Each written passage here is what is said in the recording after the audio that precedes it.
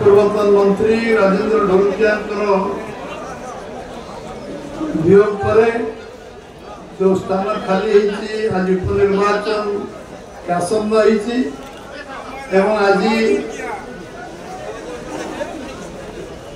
सुपुत्र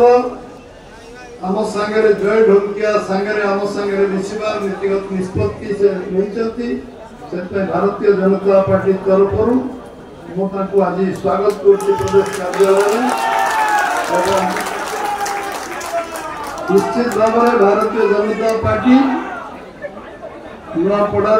शक्तिशाली हम नुआपड़ा जिले शक्तिशाली हम ओडिशा प्रदेश को शक्तिशाली हम एवं राज्य मध्य शक्तिशाली हम आज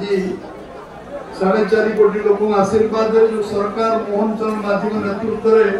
ओडिशा रे 16 मास पूरा होगा जाऊँगी आज राति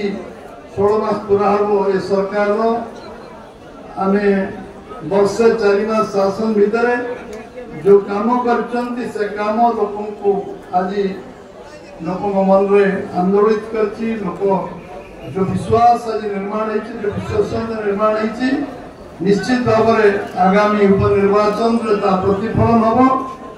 भारतीय जनता पार्टी प्रार्थी से यशस्वी हे निश्चय आम दल लोक जो विश्वास को नहीं आगामी दिन में जो अधूरा काम अच्छे से काम को पूर्णांग कर निश्चित भाव में आज अवसर में मु केवल स्वागत करुच्ची जय ढोलकिया को से आम दल सामिल होती मुख्यमंत्री और समस्ते जो मैंने आज अवसर उपस्थित अच्छा समस्त धन्यवाद दूसरी।